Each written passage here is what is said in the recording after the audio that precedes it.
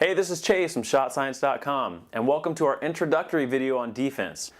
It's Defense 101. Welcome to the classroom.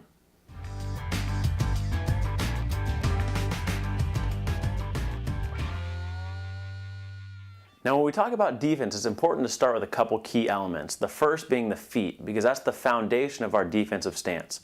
Now, a lot of coaches will teach a staggered defensive stance where you have 1 foot forward and 1 foot back, especially if we have a left-handed offensive player or a right-handed offensive player and they don't have much of an offhand. They'll usually stagger the feet to force them one direction. Well, we don't think this is a great way to play defense. What we like to teach is something called mirror the three-point line. And what that essentially means is that our feet should be the same angle as the three-point line. Now, with that foot positioning where we're mirroring the three-point line, we're squared up to the defender so that they don't have an advantage going one way or the other. One of the big advantages of squaring up to the offensive player is that there's no longer a foot for them to attack. If they attack our top foot, then we have to open up and it takes a lot of time to pivot and that defender's already by us. So when we open up and square to the offensive player, we can really move our feet and shut down any lanes that offensive player might have.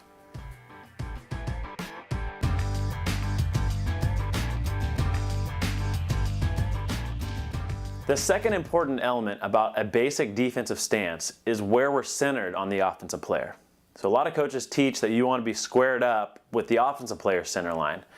We disagree. We think that we should be squared up with the shoulder of the ball side.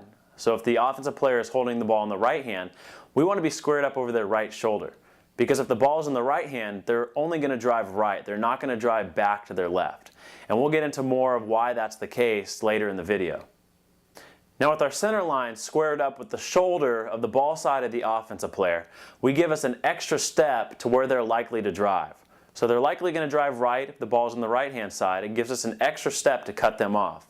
Now, if they rip the ball back through the left side, then we shift our defensive stance to center over their left shoulder so that we have a step in that direction.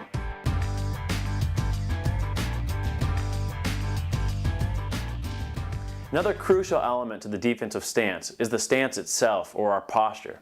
Now, a lot of coaches teach to get low, and you've probably heard that before. You do want to get low so that you have a low center of gravity and you can move quickly to get back in front of the defender. So how do we get to this position? Well, first we have to have bent knees. We have to sit down in the chair and drop our butt down to the floor. And then we want to make sure that our back is straight in a neutral spine. So we can't have our back bent too far forward.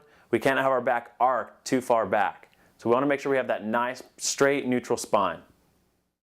Now, that neutral spine and bent knee position where we're sitting down in a chair will give us a great position to move quickly and stay low compared to the offensive player.